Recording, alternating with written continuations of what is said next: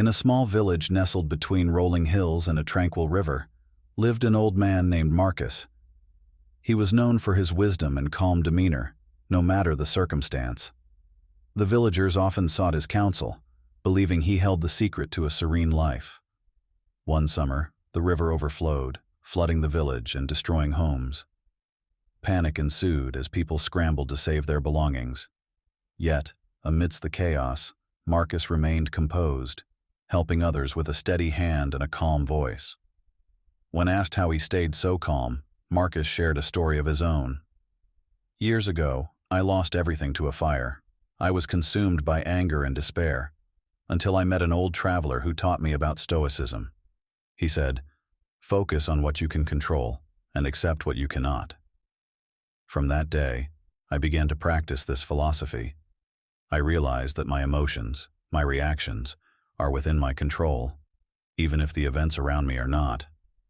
Marcus continued, "The flood is beyond our control. We can only choose our response. We can rebuild our homes and help each other, or we can be paralyzed by fear and anger. The choice is ours." Inspired by his words, the villagers embraced his stoic wisdom. They worked together to rebuild their homes, finding strength in their shared resilience. Marcus's calm and steady presence became a beacon of hope, proving that even in the face of disaster, inner peace and strength could be found. This story exemplifies the core tenets of Stoic philosophy, focusing on what is within our control, accepting what we cannot change, and maintaining a steady and rational mindset in the face of adversity. As the village slowly returned to normalcy, Marcus continued to be a source of wisdom and guidance. One autumn evening, a young woman named Lydia approached him. She had been struggling with the recent loss of her father and felt overwhelmed by grief and anxiety. "Marcus," she said, "how can I find peace when my heart is so heavy with sorrow?" Marcus smiled gently and invited her to sit with him by the river. "Lydia, grief is a natural part of life, and it is not something to be ignored or suppressed. But remember the lesson of the traveler: focus on what you can control." He pointed to the flowing river and said, "This river, like life, is ever-changing. We cannot stop its flow, but we can learn to navigate it. Your emotions are like the currents, strong and sometimes overwhelming.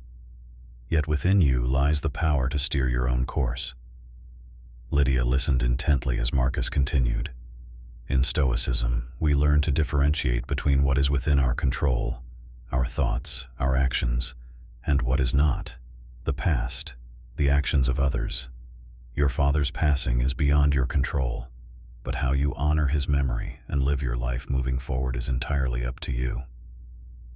Marcus shared a story from his youth when he had faced a similar loss. "I was devastated when my mentor passed away, but I remembered his teachings and found solace in applying them. I honored his memory by living the principles he taught me, and in doing so, I found peace." Lydia felt a glimmer of hope. She realized that while she could not change the past, she could shape her future. She thanked Marcus and left, determined to honor her father's memory by living with purpose and integrity. As seasons turned, Lydia embraced the Stoic teachings. She became a pillar of strength in the village, much like Marcus. She taught children, helped the elderly, and offered comfort to those in need. Her actions spoke louder than words, and her calm demeanor inspired many. Years later, when Marcus grew too old to tend to the village, Lydia took his place as the village sage. She remembered his teachings and the tranquil river that had once flowed through their conversations. The village continued to thrive under her guidance, forever touched by the Stoic wisdom that Marcus had imparted. And so, the legacy of Stoic philosophy endured, passed down through the generations, guiding the villagers through life's inevitable ebbs and flows with resilience and grace. Thank you for listening to me. If you want to follow my channel, you know how to do it. I love you.